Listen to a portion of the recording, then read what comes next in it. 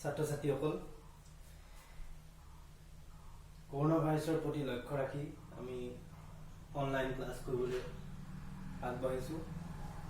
সেয়েহে আজি আমি আমাৰ দুখন কিতাপ আছে। আমাৰ এখন হ'ল স্বাধীনোত্তৰ ভাৰতৰ ৰাজনীতি। আমি স্বাধীনোত্তৰ ভাৰতৰ ৰাজনীতি কিতাপখন আজি আৰম্ভ কৰিবলৈ লৈছোঁ। স্বাধীনোত্তৰ ভাৰতৰ ৰাজনীতি মানে স্বাধীনতাৰ পিছৰ ভাৰতবৰ্ষ। স্বাধীনোত্তৰ মানে স্বাধীনতা আগৰ নহয়, স্বাধীনতা 1947 চনৰ 15 আগষ্টৰ পিছৰ ভাৰতবৰ্ষৰ ৰাজনীতিৰ বিষয়ে আমি আলোচনা মানে 1947 চনৰ 15 আগষ্টৰ পিছৰ পৰা বৰ্তমান 2020 চনলৈকে এই স্বাধীনোত্তৰ ভাৰতৰ ৰাজনীতিত আমি স্বাধীনতাৰ পিছতে ভাৰতবৰ্ষৰ কিছুমান সমস্যাৰ সন্মুখীন হৈছিল। তাৰ ভিতৰত এটা ডাঙৰ সমস্যা হৈছে জাতি গঠনৰ সমস্যা। ভাৰতবৰ্ষক এটা জাতি হিচাপে প্ৰতিষ্ঠা কৰিবলৈ কেইজনমান মনীষীয়ে অহোপুৰুষাৰ্থ চেষ্টা কৰিছিল। তাৰ ভিতৰত আমি প্ৰথমেই নাম ল'ব লাগিব চৰ্দাৰ বল্লভভাই পেটেল, দ্বিতীয়তে নাম ল'ব লাগিব জৱাহৰলাল নেহৰু। জৱাহৰলাল নেহৰু আৰু চৰ্দাৰ বল্লভভাই পেটেলৰ নেতৃত্বতে আজি আমি যিখন ভাৰতবৰ্ষত বসবাস কৰিছোঁ, এক ভাৰতীয় হিচাপে আছো। এইখন তেওঁলোকেই তাৰ গুৰি পথা ধৰিছিল। এই জাতিগত ভাৰতবৰ্ষে 1948 চনৰ 15 আগষ্টত যেতিয়া স্বাধীন হৈছিল, এই স্বাধীনতাৰ পিছত কেইটামান প্ৰত্যাহ্বানৰ সন্মুখীন হৈছিল। তাৰ প্ৰথম প্ৰত্যাহ্বানটো আছিল ভাৰতবৰ্ষ এটা জাতি হিচাপে প্ৰতিষ্ঠা কৰা। ভাৰতবৰ্ষক এটা জাতি হিচাপে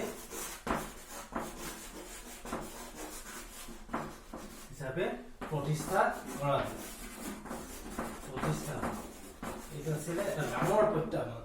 আমি জাতি বুলি ক'লে আমাৰ চব প্ৰত্যেকৰ এটা জাতি আছে। ক্ষুদ্ৰ ক্ষুদ্ৰ এটা জাতি আছে। আমি কিছুমান মৰাণ, কিছুমান মটক, কিছুমান আহোম, কিছুমান কৈৱৰ্ত।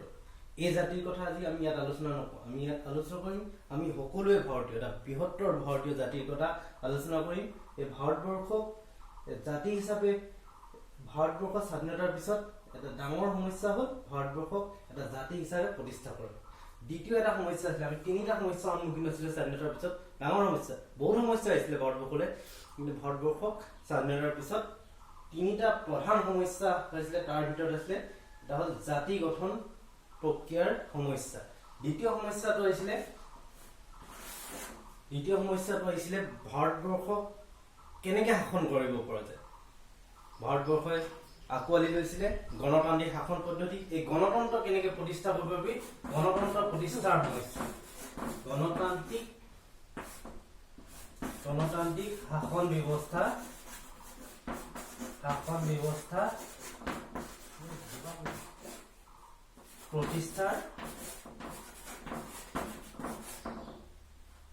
প্ৰতিষ্ঠা প্ৰত্যাহ্বান।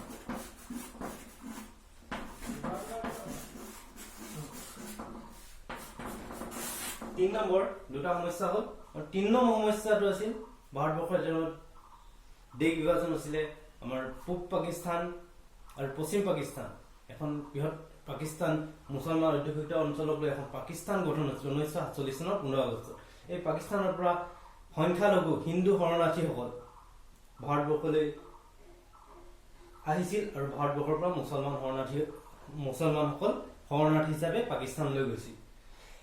এই দেশ বিভাজনত ভাৰতবৰ্ষৰ দুখন ৰাজ্য আটাইতকৈ বেছি লোকচানৰ সন্মুখীন হৈছিল। এই দুখন ৰাজ্য হ'ল, মনত ৰাখিব তোমালোকে, দুখন ৰাজ্য হ'ল বংগ, এখন হ'ল বংগ বিভাজন হৈছিলে 1905 চনত লৰ্ড কাৰ্জনে কৰিছিলে। সেই পূব বংগটো যিটো মুছলমান অধ্যুষিত, এই পূব বংগ পৰি গ'ল পাকিস্তানত, আৰু হিন্দু অধ্যুষিত পশ্চিম বংগ পৰি গ'ল ভাৰতবৰ্ষ। এই বংগক লৈ বংগ এনেকুৱা পৰ্যায়ত ভাগ কৰিবলগীয়া হ'ল, মানে পঞ্চায়ত ৱাইজতো ভাগ কৰিবলগীয়া হ'ল, গাঁও ৱাইজত ভাগ কৰিবলগীয়া, জিলা পৰ্যায়তো বাদেই এখন গাঁৱে মাজে মাজে কেতিয়াবা বংগত ভাগ কৰি দিবলগীয়া হ'ল। এটা ভাগ পৰিলে ভাৰতবৰ্ষত আৰু এটা ভাগ পৰিলে পাকিস্তানত। সেই সমস্যা চোৱা, একেখন গাঁও আছিলে, তোমালোকৰ গাঁওখনে এখন গাঁও মাজে মাজে ভাগ কৰি বেলেগ বেলেগ দেশ হৈ গ'ল। ইখনৰ পৰা ইখনলৈ সেইদিনা কিবা যাব নোৱাৰা হৈ গ'ল, এনেকুৱা আছে। দ্বিতীয় সমস্যাটো আছিলে পঞ্জাৱ। দ্বিতীয় ৰাজ্যখন পঞ্জাৱৰ মাজে মাজে ভাগ কৰি দিবলগীয়া হৈছিল। লাহোৰ পৰি গৈছিলে পাকিস্তানত আৰু অমৃতসৰ পৰি গৈছিলে ভাৰতবৰ্ষত। সেই শিখ আৰু হিন্দু শৰণাৰ্থীখন ভাৰতবৰ্ষত প্ৰৱেশ কৰিছিল আৰু মুছলমানসকল তেওঁলোকে লাহোৰলৈ তেওঁলোকে নিজৰ দেশতে তেওঁলোকে শৰণাৰ্থী হৈ গৈছিলে, নিজৰ দেশতে ভগনীয়া হৈ গৈছিলে, নিজৰ দেশতে বিদেশী হৈ গৈছিলে, নিজৰ ঘৰটোতে তেওঁলোক বিদেশী হৈ গৈছিলে। আৰু সেই তেতিয়া ভাৰতবৰ্ষত দৰিদ্ৰ মানুহ বৃদ্ধি পাইছিল। এই শৰণাৰ্থীসকলক সংস্থাপন দিয়া আৰু তেতিয়া কি হৈছিলে সেই সময়ত এই স্বাধীনতাৰ পিছত ভাৰতবৰ্ষৰ সন্মুখত তৃতীয় সমস্যা আছিল সমাজৰ সকলো স্তৰৰ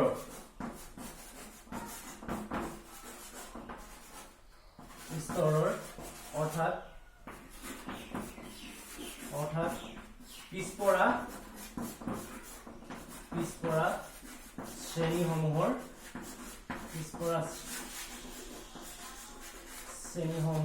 সমবিকাশ, ডাঙৰ সমস্যা এইটো সমবিকাশ। এতিয়া ভাৰতবৰ্ষই স্বাধীনতাৰ লগে লগে তিনিটা বৃহৎ সমস্যা সন্মুখীন হৈছে। এটা আছিল জাতি গঠনৰ সমস্যা, দ্বিতীয় হ'ল গণতান্ত্ৰিক শাসন প্ৰতিষ্ঠাৰ সমস্যা, তৃতীয় হ'ল সমাজৰ সকলো স্তৰ, সমাজত পিছপৰা শ্ৰেণীৰ লগতে সমাজৰ সকলো স্তৰৰ সমবিকাশ, মানে সমান বিকাশ হোৱা।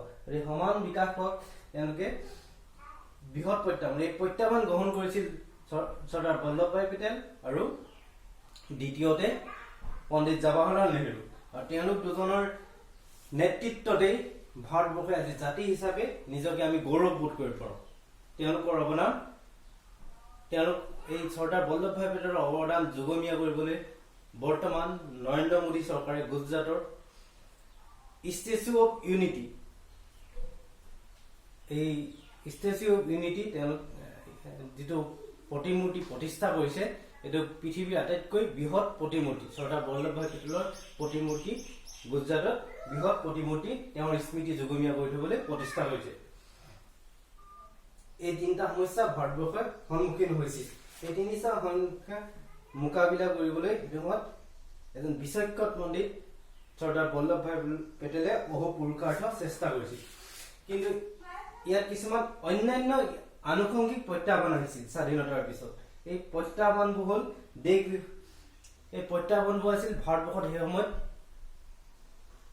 ব্ৰিটিছৰ কৰতলীয়া 565খন দেশ আছিল, দেশ বুলি ক'ব পাৰিম। তেতিয়া তেওঁলোকে কিছুমান দেশে ভাৰতবৰ্ষৰ লগত চামিল হ'ব বিচাৰিছিল আৰু অন্য কিছুমানে ভাৰতবৰ্ষৰ লগত চামিল হ'ব নিবিচাৰি তেওঁলোকে স্বাধীন হিচাপে নিজকে প্ৰতিষ্ঠা কৰিবলৈ চেষ্টা কৰিছিল। তাৰ ভিতৰত উল্লেখযোগ্য এখন ৰাজ্য হ'ল মণিপুৰ। মণিপুৰীয়া স্বাধীন মণিপুৰ হিচাপে নিজকে ভাৰতবৰ্ষৰ ভিতৰত থাকিবলৈ তেওঁলোকে বিচাৰিছিল। দ্বিতীয়খন হায়দৰাবাদ, ভাৰতৰ স্বাধীনতাৰ সময়ত ভাৰতবৰ্ষৰ আটাইতকৈ ডাঙৰ ৰাজ্য। হায়দৰাবাদৰ শাসকজনক সেইটো নিজাম বুলি কোৱা হয়। বৰ্তমান গুজৰাট, কৰ্ণাটক, অন্ধ্ৰপ্ৰদেশ, তেলেংগানা এই ৰাজ্যকেইখনক মহাৰাষ্ট্ৰ, এই ৰাজ্যখনৰ কিছু কিছু অংশক লৈ এতিয়া বৃহত্তৰ হায়দৰাবাদ ৰাজ্য আছিল। আৰু হায়দৰাবাদৰ নিজামজন আছিল মুছলমান আৰু তাৰ যিখিনি প্ৰজা মেক্সিমাম আছিলে হিন্দু। কিন্তু তেওঁলোকে কি নিজামে ভাৰতবৰ্ষৰ লগত থাকিব বিচৰা আছিল। তেওঁলোকে স্বাধীন হায়দৰাবাদ ৰাজ্য হিচাপে ভাৰতবৰ্ষৰ ভিতৰতে থাকিব বিচাৰিছিল। কিন্তু তাৰ জনসাধাৰণে নিজামৰ অত্যাচাৰৰ বিৰুদ্ধে বিদ্ৰোহ কৰিলে আৰু বিদ্ৰোহ কৰি সেই বিদ্ৰোহক দমন কৰিবলৈ নিজামে কি কৰিছিলে, তেওঁলোক কুখ্যাত সৈন্যবাহিনী এই জনসাধাৰণক দমন কৰিবলৈ পঠিয়াই দিছিল। তেতিয়া ভাৰতবৰ্ষৰ সৈন্যবাহিনী গৈ হায়দৰাবাদ দখল কৰিছিল আৰু হায়দৰাবাদক ভাৰতবৰ্ষৰ লগত চামিল কৰিছিল। এনেকৈ অন্যান্য কিছুমান ৰাজ্য আছিলে। সেইটো সময়ত দেশ বিভাজন, যেতিয়া দেশ বিভাজন আছিলে অকল মানুহখিনি বিভাজন হোৱা নাই, মাটিয়ে বিভাজন হোৱা নাই, আনকি আমাৰ পুলিচ বাহিনী ভাগ হৈছিল, আনকি আমাৰ ৰেলৱে কৰ্মচাৰী ভাগ হৈছিল, আমাৰ ৰেল ভাগ হৈছিল, চকী টেবুল পৰ্যন্ত ভাগ হৈছিল দুইখন দেশৰ মাজত। আৰু টাইপৰাইটাৰ, সেই সময়ত কম্পিউটাৰ নাছিলে, টাইপৰাইটাৰো ভাগ হৈছিল দুখন দেশৰ মাজত। তাৰপিছত ৰেল ভাগ হৈছিল দুখন দেশৰ, কিছুমান ৰেল পাকিস্তানে পাইছিল, আনকি আমাৰ ভাৰতীয় ক্ৰিকেট টিমটো দুভাগ হৈ গৈছিল। পাকিস্তানত যিখিনি পৰিছিলে পাকিস্তানৰ ক্ৰিকেট টিমত তেওঁলোকে চামিল হৈ গৈছিল আৰু ভাৰতবৰ্ষত থকাখিনি ভাৰতবৰ্ষ হৈছে। কিমান একেখন ঘৰে দুভাগ হৈ গ'লে কেনেকুৱা অৱস্থিতি হয় তোমালোকে হয়তো সেইটো সময়ত এতিয়া অনুমান কৰিব নোৱাৰিম আমি। আৰু অন্য মণিপুৰে সদায় স্বাধীন এতিয়াও মণিপুৰত সদায় স্বাধীনতাৰ ভাৰতবৰ্ষক মণিপুৰে এতিয়াও তেওঁলোকৰ মনবোৰে ভাৰতবৰ্ষৰ লগত সামিল হ'ব নিবিচাৰে আৰু সেয়েহে মণিপুৰত সদায় আজি উগ্ৰপন্থীৰ সমস্যা এনেবোৰ কাৰণতে সৃষ্টি হৈছে মণিপুৰে কি কৈছিলে মণিপুৰৰ হ'ল ভাৰতবৰ্ষৰ প্ৰথমখন ৰাজ্য যি গণতান্ত্ৰিক নিৰ্বাচন অনুষ্ঠিত কৰিছিল সেইটো সময়ত মণিপুৰে যেতিয়া ভাৰতবৰ্ষৰ লগত বুঢ়চন্দ্ৰ আছিলে তেওঁলোকৰ ৰজা তেওঁ ভাৰতবৰ্ষৰ লগত সামিল হ'ব বিচাৰিছিল আৰু জনসাধাৰণে বিচৰা নাছিল আৰু তেওঁ জনসাধাৰণক নুশুনাকৈ ভাৰতবৰ্ষৰ লগত সামিলৰ বাবে সহি কৰিছিল কিন্তু সেইটো সময়ত জনসাধাৰণৰ মতামত লোৱা নাছিল সেয়েহে আজিও মণিপুৰত অশান্তিৰ সৃষ্টি তেনেকৈ অন্য এখন ৰাজ্য আছিলে জুনাগড় ভাৰতবৰ্ষৰ লগত সামিল হ'ব বিচৰা নাছিল আন এখন ৰাজ্য আছিলে কাশ্মীৰ আমি সকলোৱে শুনিছো কাশ্মীৰ বুলি ক'লে আমাৰ এটা বেলেগ এটা ধাৰণা আছিলে অলপ দিন আগতে 370 উঠি গৈছে কাশ্মীৰৰ ওপৰত হে কাশ্মীৰ আছিলে ভাৰতবৰ্ষৰ এনেকুৱা এখন ৰাজ্য যিখন ৰাজ্যই স্বাধীনতাৰ পিছত ভাৰতবৰ্ষৰ লগত যোগদান কৰিছিল তাৰ ৰজা আছিলে হৰি সিঙে ভাৰতবৰ্ষত যেতিয়া পাকিস্তানে কাশ্মীৰ ল'ব বিচাৰিছিল তাৰ জনসাধাৰণে বিচাৰিছিল তেওঁলোকে পাকিস্তানৰ লগত যোৱাটো আৰু তাৰ ৰজাই বিচাৰিছিল এখন স্বাধীন কাশ্মীৰ প্ৰতিষ্ঠা কৰাটো কিন্তু যেতিয়া পাকিস্তানৰ সৈন্যবাহিনীয়ে কাশ্মীৰ দখল কৰিবলৈ অগ্ৰসৰ হ'ল তেতিয়া হৰি সিঙে ভাৰতৰ লগত সামিলকৰণৰ বাবে জৱাহৰলাল নেহৰুক খাতিৰ কৰিলে আৰু ভাৰতবৰ্ষই গৈ কাশ্মীৰ ৰক্ষা কৰিলে আৰু তেতিয়াৰ পৰাই ভাৰতবৰ্ষৰ লগত কাশ্মীৰ সামিল হ'ল কিন্তু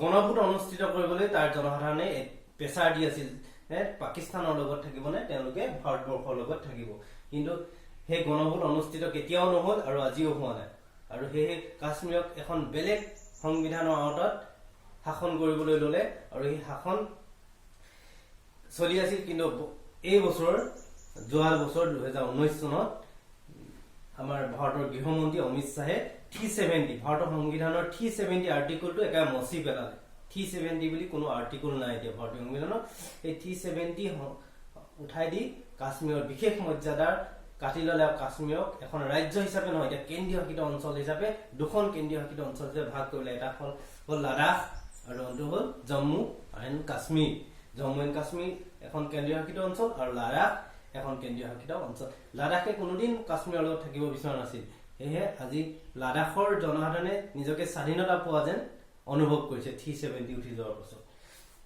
তেনে দেশ বিভাজনৰ পৰিণামসমূহ আমি গম পালো জাতি গঠনৰ কিমান ডাঙৰ এটা প্ৰত্যাহ্বান আছিলে কাৰণ ভাৰতবৰ্ষৰ সেইটো সময়ত কোনেও ভাৰতীয় হিচাপে ভবাই নাছিলে সেইটো সময়ত নিজৰ নিজৰ দেশ আছিলে 565খন ভাবাচোন ভাৰতবৰ্ষৰ ৰাজ্য সেইটো সময়ত 565খন ৰাজ্য সৌৰাষ্ট্ৰ বুলি এখন আছিলে তাত 14খন দেশ আছিলে সৌৰাষ্ট্ৰ এতিয়া সৌৰাষ্ট্ৰ নামটোৱে উঠি গ'ল সৌৰাষ্ট্ৰত তেনেকে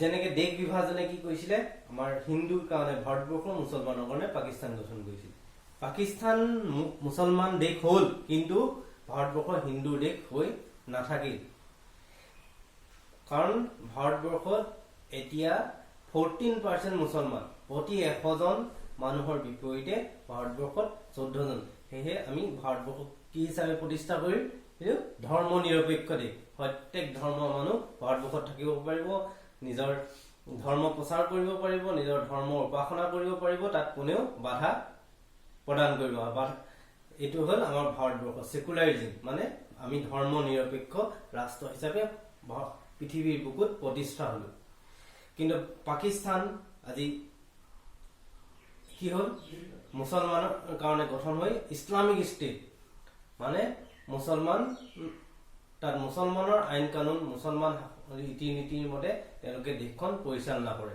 সেয়ে ভাৰতবৰ্ষক আমি এই হেতু সময়ত 1947 চনত 14 আগষ্ট পাকিস্তান জন্ম হৈছিল আৰু 1915 আগষ্টত ভাৰতবৰ্ষ নিজৰ ভাৰতবৰ্ষ হিচাপে প্ৰতিষ্ঠা হৈছিল কিন্তু হেতু সময়ত গান্ধীজীয়ে ভাৰতবৰ্ষক দ্বিখণ্ডিত কৰাত বাধা প্ৰদান কৰিছিল গান্ধীজীয়ে বিচৰা নাছিল ভাৰতবৰ্ষ ধৰ্মৰ ভিত্তিত বিভাজন হৈ নিজৰ ককাই ভাইৰ মাজত কাজিয়া হওক আৰু এজন আছিল হিমান্ত গান্ধী, উত্তৰ পশ্চিম সীমান্ত প্ৰদেশৰ এজন নেতা। উত্তৰ পশ্চিম সীমান্ত প্ৰদেশ বৰ্তমান পাকিস্তানৰ অন্তৰ্গত, পাকিস্তানৰ এখন ৰাজ্য, আমাৰ যেনেকৈ অসম ভাৰতবৰ্ষৰ এখন ৰাজ্য, তেনে উত্তৰ পশ্চিম সীমান্ত প্ৰদেশ পাকিস্তানৰ এখন ৰাজ্য।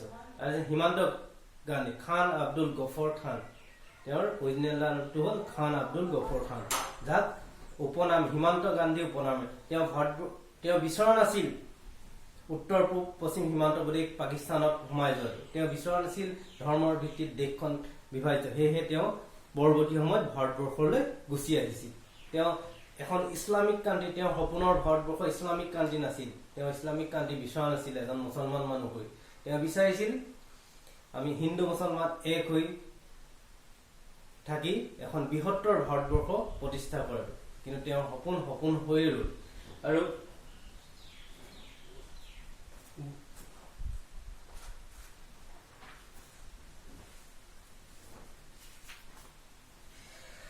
দেশ বিভাজনে কি কৈছিলে, আমাৰ মানুহক মনবোৰ পাকিস্তানক সদায় শত্ৰু হিচাপে আৰু পাকিস্তানৰ মানুহে ভাৰতবৰ্ষক সদায় শত্ৰু হিচাপে জ্ঞান কৰিবলৈ বাধ্য কৰিছিল। কাৰণ 1947 চন পাকিস্তানৰ পৰা অহা ৰেলবোৰত হিন্দুৰ মৃতদেহ আৰু ভাৰতবৰ্ষৰ পৰা যোৱা ৰেলবোৰত মুছলমানৰ মৃতদেহ গৈছিল। সেই সদায় ভাৰতবৰ্ষ তেওঁলোকে হিন্দুৰ দেশ বুলি ভাবে আৰু পাকিস্তান মুছলমানৰ দেশ। সেইকাৰণে দুইখন দেশৰ লগত আজিও আমি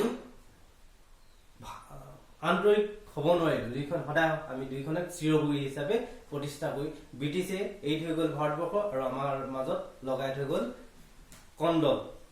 একেখন দেশৰ মাজতে লগাই থৈ গ'ল যাতে ভাৰতবৰ্ষই বিশ্বৰ বুকুত এখন উৎকৃষ্ট ৰাজ্য হিচাপে, উৎকৃষ্ট দেশ হিচাপে, এখন শক্তিশালী দেশ হিচাপে যাতে প্ৰতিষ্ঠা হ'ব নোৱাৰি, ব্ৰিটিছে লগাই থৈ গ'ল ভাৰতবৰ্ষক এখন কণ্ডল। আৰু সেইটো দেশ বিভাজনত নোয়াখালী, বৰ্তমান বাংলাদেশৰ নোয়াখালী বুলি এডোখৰ ঠাই আছে, তাত আটাইতকৈ বেছি মানুহ মৰিছিল হিন্দু মুছলমানৰ। এই নোয়াখালীত যেতিয়া গান্ধীজীয়ে গৈ পদাৰ্পণ কৰিছিল, হিন্দু মুছলমানৰ কাজিয়া শেষ হৈছিল। আৰু দেশ বিভাজনৰ সময়ত আটাইতকৈ বেছি সাম্প্ৰদায়িক সংঘৰ্ষ হিন্দু মুছলমানৰ মাজত কাজিয়া হোৱা ঠাইকেইখন আছিল অমৃতসৰ, পঞ্জাৱত আছে অমৃতসৰ, লাহোৰ পশ্চিম পঞ্জাৱ পাকিস্তানত বৰ্তমান অন্তৰ্গত, আৰু কলকাতা। এই তিনিখন চহৰেই আছিল হিন্দু মুছলমানৰ মাজত কাজিয়া হোৱাৰ মেইন ঠাই। আৰু এই ঠাইতে কি হৈছিলে, যেতিয়া গান্ধীজী আহি নোয়াখালীত পদাৰ্পণ কৰিছিলে তেতিয়াই হিন্দু মুছলমানৰ মাজত কাজিয়া। কিন্তু কলকাতাত অন্য এটা সম্প্ৰীতি নিৰ্ণয়, সেইটো হ'ল কলকাতাৰ টাইক ড্ৰাইভাৰ কৰি কি কৰিছিলে, ভাৰত আৰু পাকিস্তানৰ ফ্লেগ একেলগে আনি কলকাতাৰ মানুহে আৰু অমৃতসৰ লাহোৰৰ মানুহে গমেই পোৱা নাছিল 1947 চনৰ 15 আগষ্টত তেওঁলোক ভাৰতবৰ্ষত পৰিলে নে পাকিস্তানত পৰিলে। সেয়েহে দুইখন দেশৰ ফ্লেগ তেওঁলোকে হষ্টিং কৰিছিল। এতিয়া জাতি গঠন, ভাৰতবৰ্ষক আমি আজি জাতি হিচাপে 3টা প্ৰত্যাহ্বান তোমালোকে লিখি ল'বা, তোমালোকে বহীত নোট কৰি ল'বা। এই 3টা প্ৰত্যাহ্বান ইম্পৰ্টেণ্ট, পৰীক্ষাত আহিলে 3 নম্বৰ আহিব। আজি ইমানটুকু আজি ক্লাছ, কাইলৈ পৰৱৰ্তী ক্লাছটো আৰম্ভ কৰিম।